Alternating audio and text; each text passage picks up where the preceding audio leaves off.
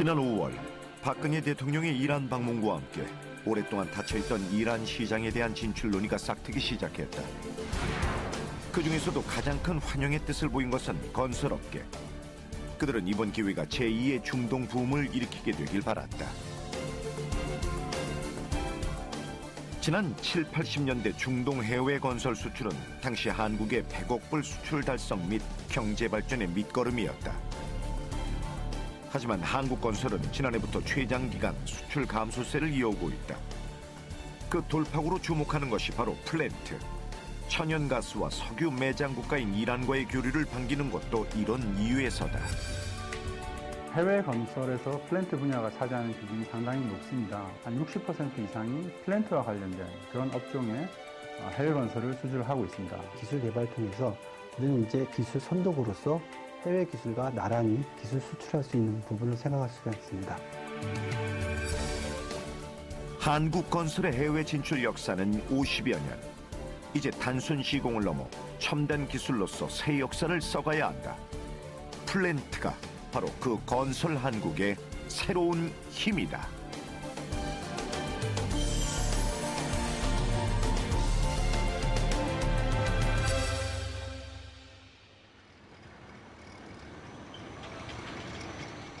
삼척의 한 공사 현장.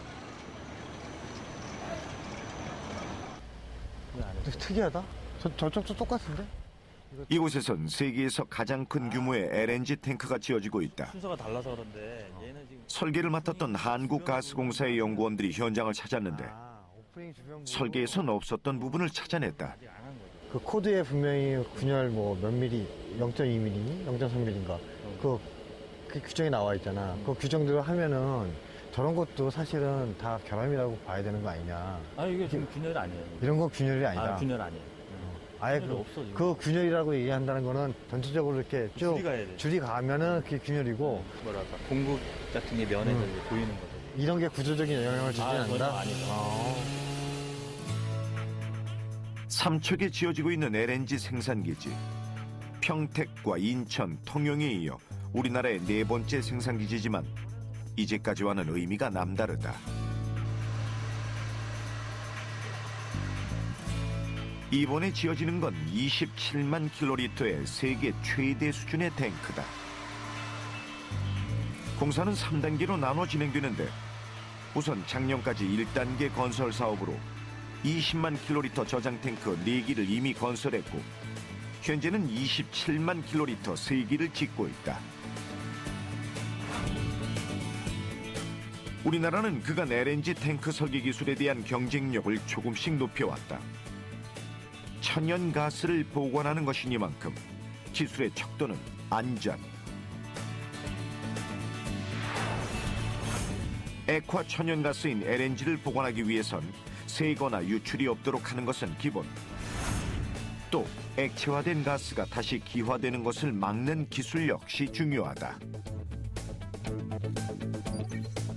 우리나라는 이 세계 최초 최대 용량의 LNG 저장 탱크 설계 기술을 2014년 말 싱가포르 SLNG에 수출하기도 했는데 모두 600만 달러를 소주했다. 세계 최대 용량의 LNG 탱크는 어떻게 만들어진 것일까? 우리나라는 이미 세계의 LNG 생산기지를 자체 토종 기술력으로 설계 건설해왔다.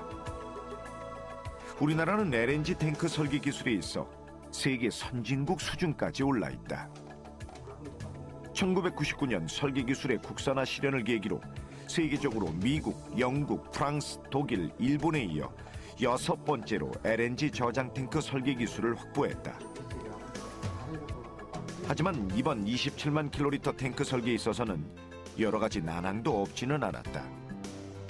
그것은 바로 설계 직전 동일본 대지진으로 우리나라 역시 내진 설계의 필요성이 강조된 것이다. 이미 지어진 탱크들 역시 리터 규모 6.9에도 견딜 수 있는 내진 설계가 되어 있었지만 용량이 커진 만큼 더 많은 대비가 필요했다. 한다는 게 아니고 그냥 현수처럼 베이퍼 배려를 올리는 기술적으로는 기존 탱크보다 용량이 커졌기 때문에 그 재료 소재나 이런 부분에 대한 검토가 필요했고요. 그리고 당시 이제 일본에 지진이 일어나서 그 지진에 대한 그 규모를 이제 상향을 하다 보니까 그 부분에서 설계에 반영하는 게 이제 저희가 처음이었기 때문에 많은 시행착오도 겪었고 검토해야 될 사항이 상당히 많았던 부분이 가장 어려웠습니다. LNG 생산기지 설계란 단순히 보관 탱크를 짓는 데 국한되지는 않는다. 생산기지의 안전, 안정적인 수급 등 전반적인 운용 기술까지 포함하고 있다. 플랜트란 전력, 석유, 가스 등 에너지를 생산하거나 생산된 에너지를 이동하는 과정에 필요한 설비나 시설을 짓는 산업을 말한다. 예전 한국 건설 수출의 주요 품목이 교량과 대규모 건물 등이었다면 지금은 그 중심축이 플랜트로 이동 중이다. 해외 건설에서 플랜트 분야가 차지하는 비중이 상당히 높습니다. 과거에는 한 70% 정도, 또 경기에 따라 좀 차이가 있습니다만 한 60% 이상이 플랜트와 관련된 그런 업종에 해외 건설을 수주를 하고 있습니다. 선진국의 어떤 독과점으로 되어 있는 그런 부분에 있어서 우리가 기술 개발을 통해서 진입함으로써 전반적으로 우리 국익을 크게 높일 수 있는 데 기여할 수 있다.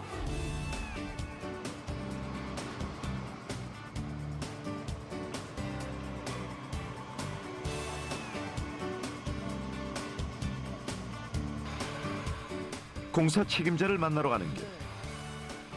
각종 기술을 반영한 설계가 의도 그대로 시공이 이어지기 위해서는 현장의 얘기를 듣고 바로 반영하는 것이 무엇보다 중요하다. 상당히 많이 했네요. 현재 공사는 탱크에 외조를 짓고 난 후 액화가스를 담아놓을 내부 탱크, 즉 내조를 짓는 과정에 있다.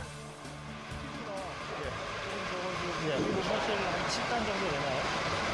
지금 8단 정도 끝난 거죠. 9단 설치하려고 발판을 올리고 있어요, 위로. 저기 맨 위에 발판 있잖아요. 거기를 한 바퀴 돌려야지 쇠를 설치할 수가 있으니까. 그리고 이제 이 밖에 이것도 또 끄집어 올려야 되고, 밖에 것도.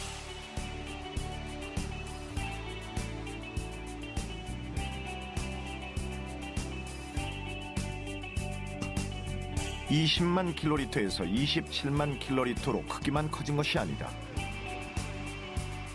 크기와 용량이 달라지면 거기에 따른 또 다른 문제와 필요가 생긴다. 현장에서는 이 지지대가 탱크 벽과 완벽하게 접합되는 부분에 대해 고민을 하고 있다. 설계 당시에는 생각지 못했던 부분이다. 일단은 그럼 여기까지 용접을 하신 다음에 이거 제거하실 거죠? 예. 12탱크는 하기 전에 됐고, 용접을 하기 전에.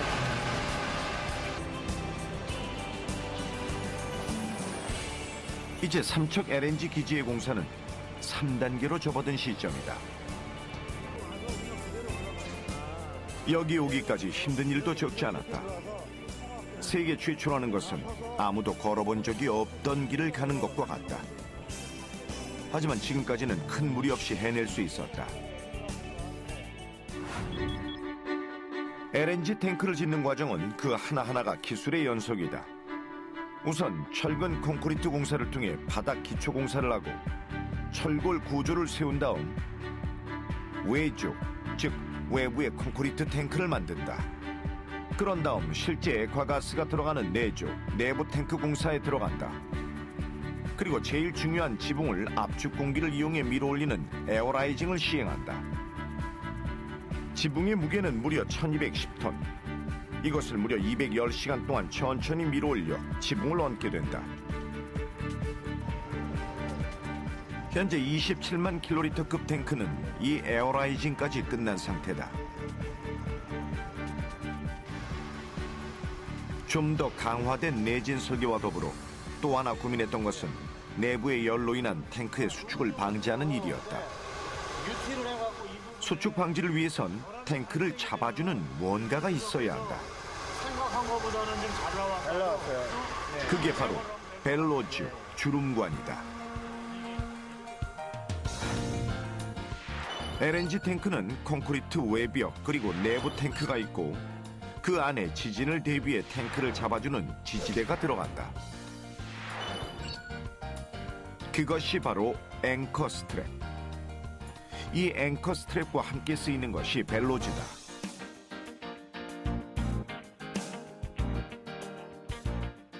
앵커 스트랩은 얇은 그런 긴 철판인데, 긴 철판을 부채살처럼 탱크 주위에 이렇게 쭉 달아놓습니다. 144개가 되는데 그걸 이제 외조 바닥하고 연결을 시켜서 탱크가 지진에 의해서 위로 뜨려고 하는 것을 이 144개 된 앵커 스트랩이 그때 힘을 한번 딱 잡아주는 거죠. 그러니까 평상시에는 기능을 하지 않다가 강한 지진이 왔을 때 그 순간적인 것을 딱 고정시켜주는 그런 역할을 하는 것입니다.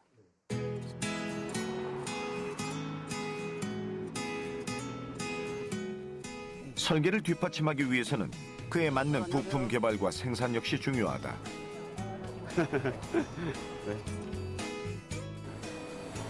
이 벨로즈는 앵커 스트랩과 함께 이번 탱크 설계와 시공에 있어 중요한 역할을 담당하고 있다.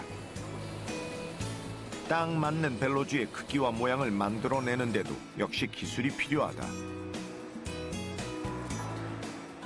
네. 양산 들어가서 제품 몇 개 됐죠? 지금 148개가 지금 진행되고 있고요. 148개. 완성이 되어 있고 나머지 클리닝하고 다음 주에 이제 검사 신청이 되어 있는 상태입니다. 그래서 그 끝나게 되면은 이제 이어서 계속적으로 생산할 예정입니다. 오히려 이렇게 무브먼트 하는 거 지진이 아닌 평상시 받는 충격과 힘을 이 벨로즈가 감당한다. 이게 90도 꺾이면 되는 거니까. 지금 이 제품은 저희가 벨로즈라고 불리는 건데요. 저희 27만에 들어가는 앵커 스트랩에 그 내조의 열 수축량을 잡아주는 그걸 흡수해주는 그런 벨로즈가 되겠습니다. 앵커 스트랩은 지진이 올 때만 잡아주면 되기 때문에 평상시에 내조의 열 수축량 이런 거에 대해서는 영향을 받으면 안 되거든요. 그 모든 영향을 흡수해주는 그런 구조물이 되겠습니다. 안전과 직결되는 문제이기 때문에 안전성 관련 검사는 철저하게 이루어진다.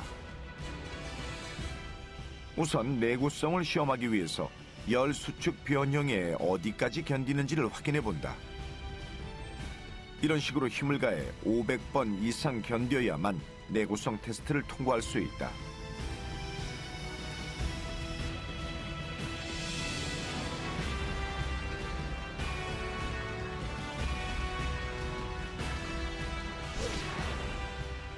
이번에는 기밀성 시험이다.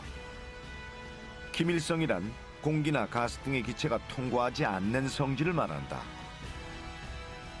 질소를 설계 압력보다 1.5배 이상 높게 가압한 후 10분 동안 기밀성이 유지되는지를 지켜본다. 탱크 안에는 액화가스로 인한 압력이 있기 때문에 오랜 시간 일정한 압력하에서도 그 모양이나 기밀성이 유지되어야 한다.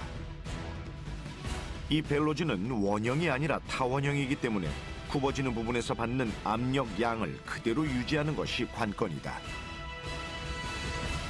이 벨로즈는 일반적인 원형 벨로즈가 아니라 타원형 벨로즈다 보니까 타원형 벨로즈에서의 성형은 이것을 이제 포밍을 할 때에 그 애갑으로 시작하는데요. 애갑이 이제 물을 채워가지고 이제 성형을 이제 만들어내는 건데 그것 자체가 타원형일 경우에는 받는 내압의 힘이 직선 부위하고 그 곡률방향이 작은 라운드 되는 부분에 받는 힘이 틀립니다. 내압의 힘이 틀리다가 보니까 고르게 이제 우리가 원했던 성형 자체가 안 되고 좀 그 약간의 비타원형 형태로 이제 나타나다 보니까 어려웠던 것이죠.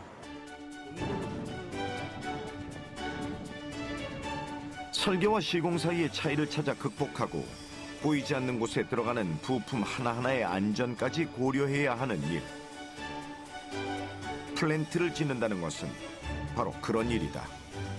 그때만 해도 이게 과연 가능할 것인지 막 이런 거에 대해서 굉장히 이제 걱정들도 많이 하고 했었던 기억들이 나고요. 지금은 벌써 이렇게 외부 탱크는 거의 완공이 돼 있고 이제 내부 탱크도 이제 상당히 진척된 상황을 보니까 굉장히 좀 자부심이 느껴집니다.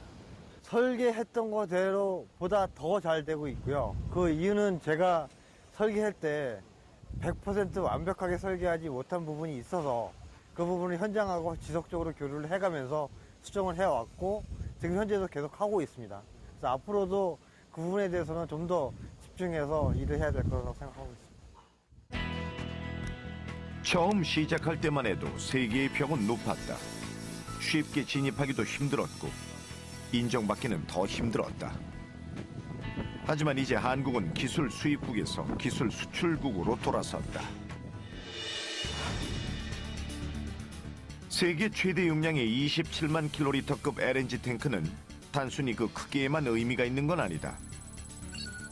18만 킬로리터급 탱크에 비해 그 용량이 50% 가까이 증대됐다. 그에 비해 탱크의 표면적이 적기 때문에 액체가 기화되어 날아가는 비율인 BOR이 줄어들었다. 즉, 손실률이 줄어든 것이다. 또한 탱크 건설 시 50%의 용량 증대에 비해 니켈강은 41%, 콘크리트는 19% 증가하는 데 그쳤다. 이 기술들로 약 682억 원 상당의 건설비가 절감된다. LNG 사업 초기에서는 우리는 기술 도입을 하였습니다. 그래서 기술 도입국이었는데 이제 기술 협력을 통해서 기술 협력을 했고 이제 기술 자립국이 되었습니다. 하지만 우리의 이런 기술 개발을 통해서 우리는 이제 기술 선도국으로서 해외 기술과 나란히 기술 수출할 수 있는 부분을 생각할 수가 있습니다.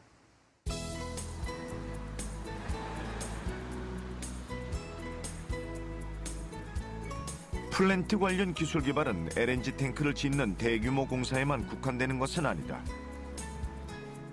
대전기계연구원에서는 최근 LNG 가스를 액화시키는 데 필요한 기술의 국산화를 위해 노력하고 있다.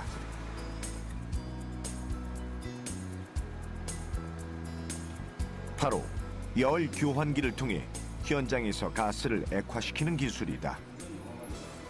예, 뒤에 보이는 확산 접합 장비는 마이크로 채널이 식각된 금속판을 접합하기 위해서 사용되는 장비입니다. 그래서 굉장히 고온고압의 그런 진공 분위기에서 마치 하나의 금속처럼 금속판을 접합시켜주는 그러한 장비가 되겠습니다. 가스 액화를 위해서는 우선 뜨거운 가스를 식혀 액체로 만들 열 교환기가 필요하다. 이 얇은 금속판이 바로 그 열 교환기 내부에 들어가는 핵심 장치다. 얇은 금속판을 서로 결을 달기에 압축시켜 쌓은 다음 가스가 그 사이를 통과하며 열을 주고받게 된다. 열 교환기는 다음과 같은 원리로 작동한다. 먼저 정밀 가공으로 금속판에 미세한 유로를 만든다. 각 금속판의 유로는 서로 다른 방향으로 나 있는데 금속판 한 층으로는 차가운 공기가 통과하며 열을 식히고 또 다른 한 층으로는 뜨거운 열이 지나가며 온도를 올린다. 겹겹이 쌓인 이 금속판들이 일종의 온도 조절 장치와 같은 작용을 하는 것이다. 이 마이크로 채널 금속판을 접합해 열 교환기를 만든다. 초고온 또는 고압 환경 등의 극한 환경에서 사용되는 열 교환기를 만들기 위해서는 눌러서 압축하는 확산 접합 방식을 주로 사용한다. 이런 구조는 소형화가 가능하다는 것이 가장 큰 장점인데 소형화가 가능해지면 플랜트 건설 및 유지 보수에서 비용 절감 효과가 커진다. 현재 이제 영국을 비롯해서 영국과 미국이 경쟁적으로 서로 개발을 하려고 있고요. 개발을 하고 있고요. 지금 아직 시장이 개척되고 있는 단계이기 때문에 저희도 빨리 개발을 해서 같이 경쟁을 할 수 있어야 될 것 같습니다. 실제로 그 천연가스를 액화시키는 플랜트라는 게 그 선진국들이 독자적인 라이센스를 전부 갖고 있기 때문에 저희가 우리나라 스스로 독자 개발한 플랜트를 만들려면 열광기 자체도 독자 개발한 열광기를 사용해야 됩니다. 그래서 우리나라 스스로 개발한 독자 플랜트를 만드는 게 꼭 필수적이라고 할 수 있겠습니다. 기술을 국산화해야 되는 가장 큰 이유는 바로 비용 절감에 있다. 외국 업체들이 독점하고 있는 LNG 플랜트용 열 교환기 설계, 제작 기술에 대한 국내 자체적 기술 보유가 이루어지면 엄청난 비용을 물어야 하는 해외 라이센스로부터 벗어날 수 있는 계기가 마련되기 때문이다. 자체로 달려있는 건 하나도 안 하고. 지난 5월 코엑스에서는 국토교통기술대전이 열렸다. 이것은 국토교통 분야의 연구 성과와 신기술을 전시하고 우수한 연구개발 과제의 사업화와 제도적 지원을 위한 행사로 국내외 국토교통 분야의 활발한 기술 교류 및 비즈니스의 장이기도 하다. 번네트가 되겠죠. 그럼 번네트는 공간이 2개가 생기겠습니다. 116개 기관이 참가해 국토교통 R&D 성과물을 대거 선보인 이번 행사에서는 전문가들뿐만 아니라 일반인들의 참여도 적지 않았다. 이곳에서는 국토교통 7대 신산업 기술뿐만 아니라 한옥과 무가선 저상 트램, 정보통신 기술 기반 교량 기술 등 다양한 국토교통 연구 성과가 전시됐다. 그중 많은 인기를 끈 부스 중 하나.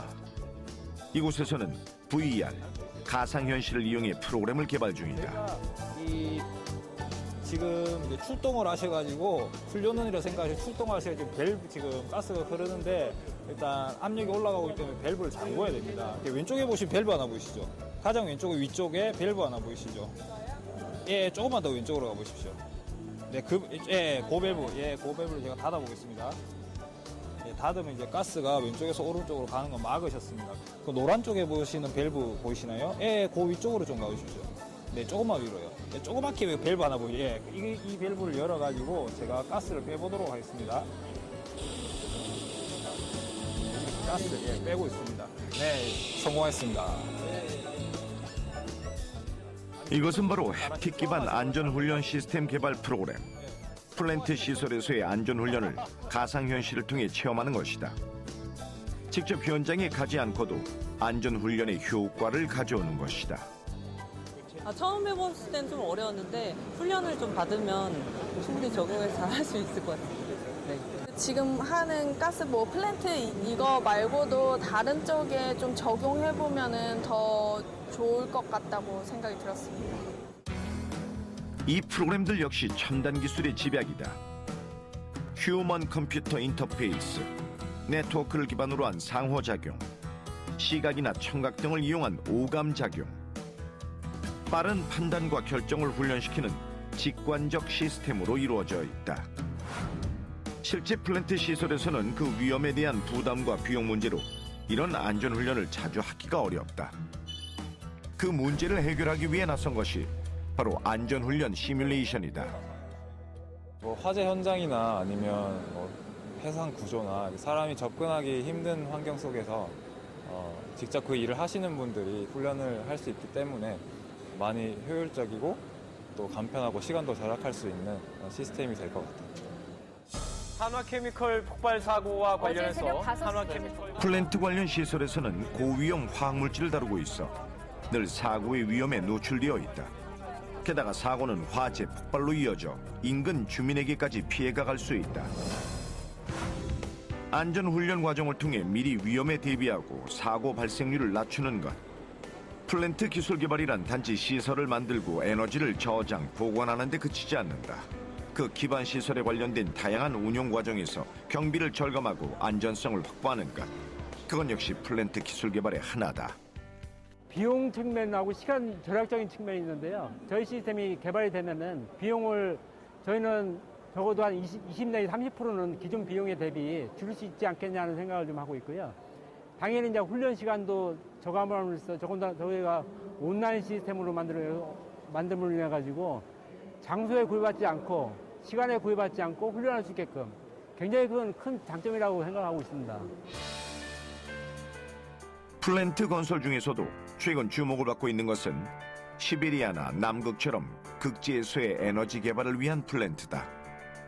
갈수록 에너지가 고갈되어 가고 있는 상황에서 미개척지인 극지는 기회의 땅으로 불린다. 우리나라 역시 세종기지 등을 통해 극지방 개발에 나서고 있다. 그 중에서도 많은 선진국이 경쟁하듯 뛰어들고 있는 분야가 바로 오일샌드다. 오일샌드란 말 그대로 모래나 바위에 섞여 있는 석유를 말한다. 오일샌드 플랜트란 이 모래나 바위에서 석유만을 뽑아내는 장비와 설비를 이야기한다. 하지만 극지 개발에는 어려움이 뒤따른다. 사람이 접근하기 쉽지 않은 만큼 설비 시공이나 운송이 어려운 까닭이다.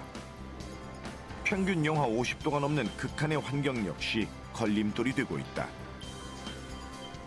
그래서 많은 나라들이 극지 플랜트 개발을 위해 모듈화 작업을 진행하고 있다. 모듈화란 장비를 필요한 부분으로 나누어 이동하기 쉽게 만든 뒤 현장에서 조립하는 방식이다. 이 회사는 오일샌드 개발을 위한 플랜트 모듈화 설계를 맡고 있다. 이 프로젝트가 성공하면 캐나다 오일샌드 개발에 참여할 수 있다. 오일샌드까지 합하면 캐나다는 사우디아라비아에 이어 전 세계 2위의 산유국. 현재 오일샌드 플랜트 개발이 실제 진행 중인 국가가 캐나다뿐임을 감안하면 이 기술의 성공 여부가 석유 에너지 확보에 미치는 영향은 상당할 수도 있다. 오일샌드가 매장되어 있는 그 지역이 주로 동토 지역입니다. 영하 45도 이하인 지역이 한 6개월 이상 지속되고 있습니다. 그래서 외부에서의 작업이 상당히 제한되어 있고 그러다 보니까 인건비가 상당히 비쌉니다. 그런 그 불리한 점을 저희 국내 상당히 고퀄리티의 저희 제작 기술과 설계 기술을 접합을 해서 그것을 모듈화해서 공기를 30% 정도 단축할 수 있고요. 그다음에 국산 자재를 50% 이상 쓸 수 있는 그런 효과를 가져올 수 있습니다. 오일샌드 모듈화 과정을 보면 우선 불순물이 제거된 물을 끓여 뜨거운 증기로 바꾼 다음 지층의 오일샌드로 들어가는 증기 발생 과정.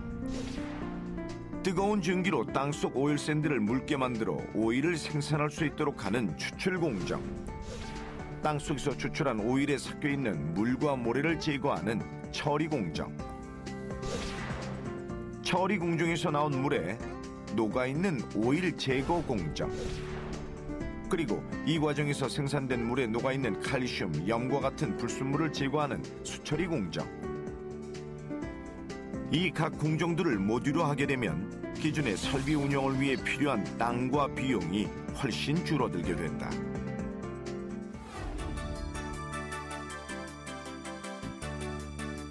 그렇다면 이런 모듈화는 어떻게 설계되고 만들어지게 되는 것일까? 플랜트에 있어서 모듈화 동시 병행 작업을 연구하고 있는 카이스트의 서효원 교수. 기존 모듈이 각 모듈별로 순차적으로 개발되어 왔다면 이제는 각 모듈별로 동시에 설계 진행하는 프로세스를 연구 개발 중이다. 모듈 개발은 다음과 같은 순서로 이루어진다. 우선 필요한 모듈을 분할하고 각 모듈별로 상세한 설계를 한다. 다음 모듈별로 제작과 실험을 거친 뒤 극지 이동을 위해 육상으로 운송된다. 운송된 모듈을 배에 선적하고 해상 운송이 이루어지고 나면 필요한 곳에서 모듈 하역이 이루어진다. 그런 다음 실제로 설치될 곳까지 특 운송을 한 다음 각 모듈을 조립, 설치하게 된다. 이 모든 공정을 순차적이 아닌 각자 진행해 비용과 시간을 아끼는 것이 동시 병행화 작업의 핵심이다. 플랜트의 모듈화 개념은 실제 플랜트는 지금까지 그 플랜트가 지어지는 현장에서 제작하고 설치하고 테스트를 했는데 그 극지나 이런 곳에서는 그 작업 환경이 굉장히 나빠서 그 거대한 플랜트를 여러 단위로 분할해서 모듈로 만들어 갖고 실제 모듈 한국이나 동남아나 이런 모듈 샵에서 만들어서 배로 이송해서 현장까지 가서 거기서 그 모듈들을 조립하는 게 모듈화의 접근 방법입니다. 실제 모듈 제작이 이루어지고 있는 국내의 한 업체. 이 공장에서는 오일샌드 탈 오일 공정에서 사용되는 한 장비를 개발 중에 있다.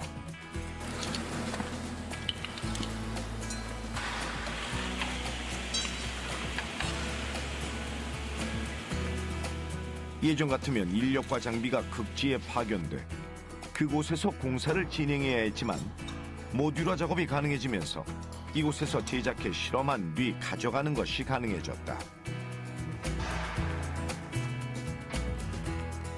덕분에 국내 자재 사용과 국내 업체의 참여도 크게 늘어나면서 국내 중소기업들의 플랜트 산업 참여도 함께 늘었다.